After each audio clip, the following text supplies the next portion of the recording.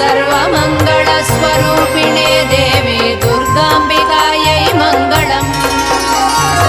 मङ्गलं कनकाम्बरधरे मङ्गलं विजयाचलवासिने सर्वगुणसम्पूजिते देवी नित्यं भवतु मङ्गलम्।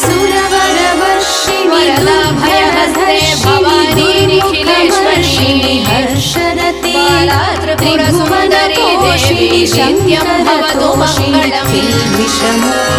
शुभमङ्गलदायिनी शिवे सौभाग्यदायिने इन्द्रकीलाद्रिनिवासिने तुभ्यं देव्यस्तु मङ्गलम्।